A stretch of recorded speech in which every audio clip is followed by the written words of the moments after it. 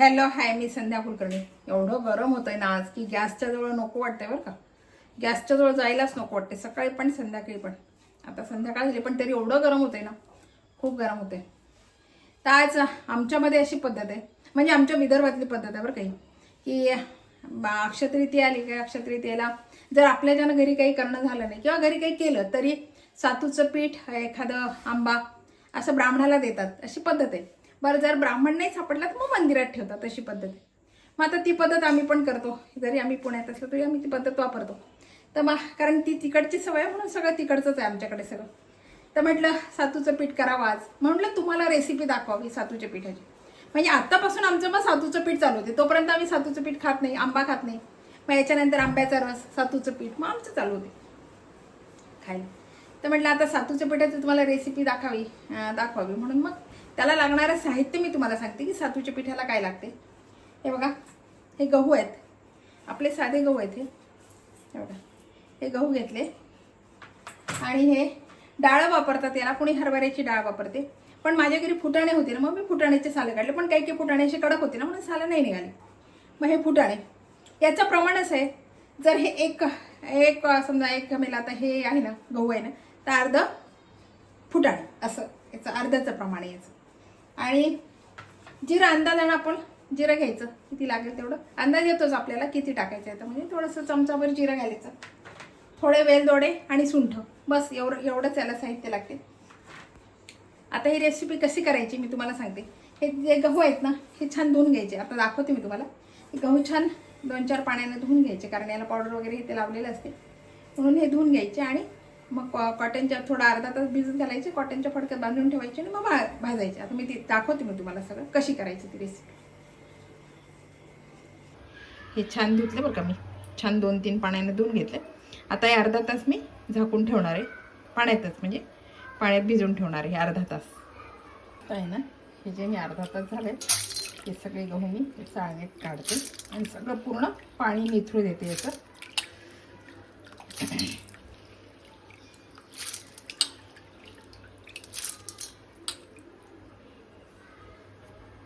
हे बघा, आता हे ना मी सगळं फडक्यात बांधून घेते छान.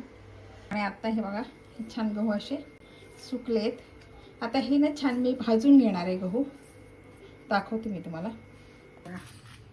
आता हे ना मी छान असे भाजून घेणार आहे.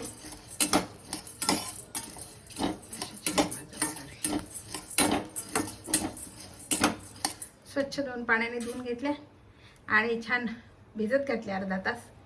आणि मग त्याच्यानंतर ते कोरड्या फडक्यात असे कॉटनच्या फडक्यात बांधून ठेवले अर्धा तास. त्याच्यानंतर आता हे छान भाजून घ्यायचे असे.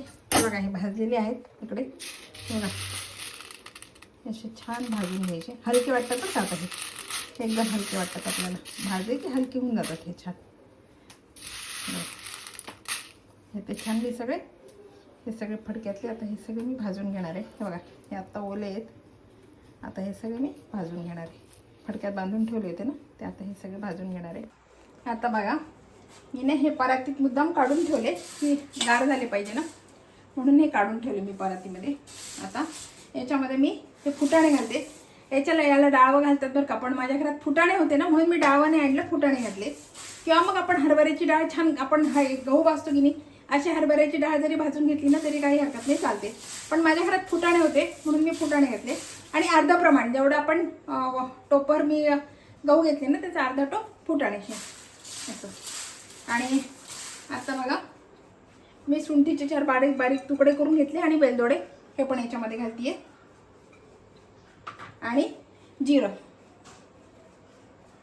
बघा 1 टीस्पून असं जिरं घालते. आता हे सगळं मिक्स करते. आणि आत्ता हे मी जे आहे ना, हे सगळं गिरणीतून काढते.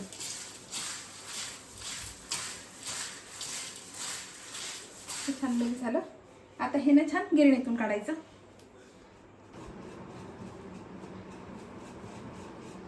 आता बघा, मी हे गिरणीत टाकते.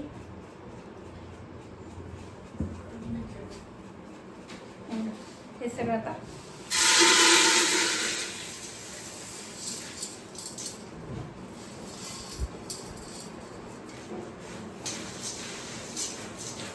आणि आता हे छान ना मी बारीक दळून घेणार आहे. गिरणी लावते.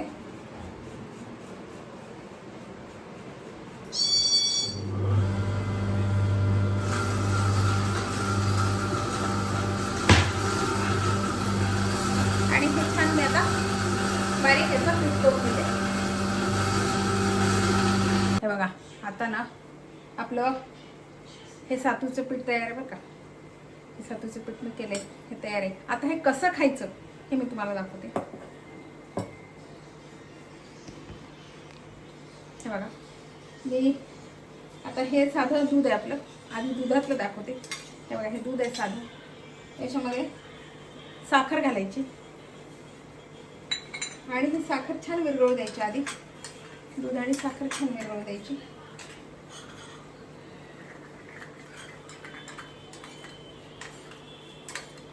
आणि आता याच्यामध्ये ना हे सातूचं पीठ घालायचं. आपल्याला किती पातळ पाहिजे त्याच्यावर हे अवलंबून असतं. तुम्हाला पातळ जास्त पाहिजे का, की तुम्हाला घट्ट पाहिजे, असं चमच्यात घेऊन खायचंय की नुसतं प्यायचंय. बरेच जण काय करतात, ग्लासभर दूध घेतात, त्याच्यामध्ये ते घालतात, 2 चमचे घालतात आणि पितात. असे पण करतात बघा बरेच जण. आता हे बघा आम्ही ना शक्यतोवर आमच्याकडे आम्ही दुधातलं नाहीच खात. आमच्याकडे आम्ही यांना दुधातलं नाही आवडत. आम्ही साखरेतलं पाण्यात साधा पाण्यातलं असते, दुधातलं नाही करत. पण शक्यतोवर दुधातलं करायचं असतं ना तर गुळ घालायचं नाही, कारण गुळामध्ये केमिकल असते आणि गुळामध्ये खारटपणा असतोच. तर तो खारटपणा दुधामध्ये उतरला तर दूध नासायची शक्यता जास्त असते. म्हणून शक्यतोवर जर दुधातलं करायचं असलं तर गुळ नाही घालायचं, साखरच घालायची. आणि थंड दूध असलं तर फार छान. गरम दूध नाही घ्यायचं, याला थंड दूध घ्यायचं.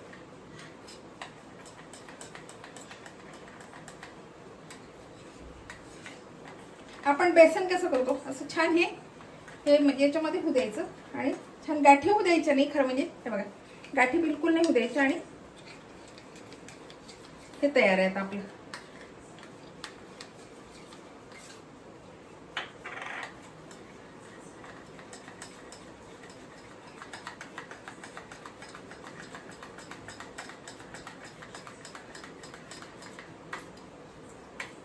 जुने लोक काय करायचे माहिती का, शेतात जायच्या आधी ना नाश्ता याचंच असायचं त्यांचं बघा.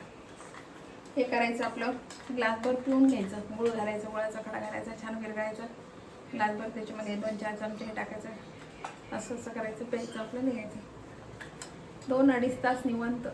2-2.5 तास तुम्हाला नाश्त्याची गरज पडत नाही. पोटाला लागते, दम लागते याला. आणि शिवाय पौष्टिक आहे. पण पहिले लोक काय करायचे, हे जेव्हा मी आधी भिजत घातलं की ते भिजत घातल्यावर ते काय करायचे, कांडायचे आणि त्याचं साल काढायचं, म्हणजे तो पौष्टिकपणा निघून जायचा. तर आता साल काढत नाही, आता साल तसंच ठेवतात. आता बघा मी साल तसंच ठेवलं, तसेच भाजून घेतले मी. हे बघा आपलं हे दुधाचं तयार आहे बरं का. हे बघा हे असं होतं दुधाचं. आता मी तुम्हाला दाखवते मी पाण्याचं कसं करते. आमच्याकडे दुधाचं खात नाही, पण तुम्हाला दाखवायचं होतं म्हणून मी केलं. आता बघा हे मी घेतलं, याच्यामध्ये आता मी गुळ घालते आणि साधं आपलं थंडगार माठातलं पाणी आहे ते पाणी घेते. मी तुम्हाला करून दाखवते म्हणून थोडंच करते आता हे. आणि हा छान गुळ आता विरघळून देते.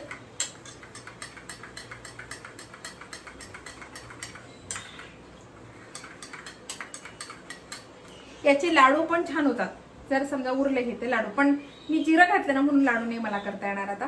नाही तर याचे लाडू पण छान होतात. थोडंसं तूप घालायचं, वरून साखर घातली, साखर तुम्ही पिठी साखर घाला किंवा मग गुळ घाला, बारीक करून गुळ घाला, थोडंसं घाला, हाताने छान वळून ठेवून द्यायचे. याचे लाडू पण छान होतात.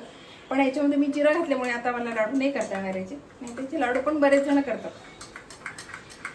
जर उरला तर कोणी खातच नसलं तर मग लाडू करायचे. बघा आता ह्या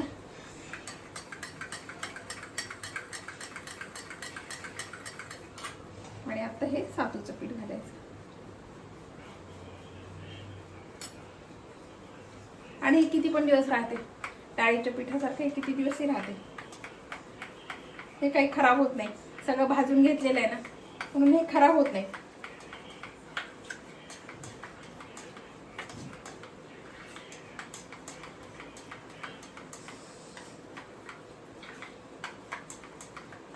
दुपारचा नाश्ता किंवा सकाळी खूप घाई असली जायची आणि आता घरात काही नाही आहे, पटकन गॅस लावा करा, हे जमत नाही. त्यावेळेस हा नाश्ता खूपच सुंदर आहे. पटकन करायचं, आपलं प्यायचं. माणसं सुद्धा आता बाया घरी, लेडीज घरात नाही आहे आणि खायचे, भूक लागली आहे, आपलं साखरेचं पाणी करायचं, गुळ आवडत असेल गुळाचं किंवा साखरेचं पाणी करायचं, त्याच्यात 2 चमचे टाकायचं, आपलं घ्यायचं, प्यायचं, निघायचं. खूपच सोपी आहे आणि पौष्टिक आहे, पोटाला आधार देणारी आहे.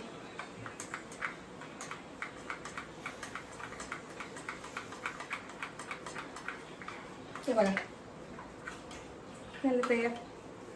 चवीला छान लागते कारण ते सुंठ आहे, जिरे आहे, वेलदोडे आहे आणि शिवाय डाळवं आहे आणि गहू छान मी ओलवून भाजून घेतलेले गहू आहे. म्हणजे सगळं पौष्टिक आहे याच्यामध्ये.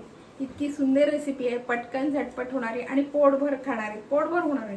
म्हणजे नाश्त्याची तर खूप सुंदर रेसिपी आहे. बघा तुम्हाला आवडली असेल तर लाईक करा, शेअर करा आणि सबस्क्राईब करा. बघा हे सातूचं पीठ माझं कसं वाटलं तुम्हाला. बाय.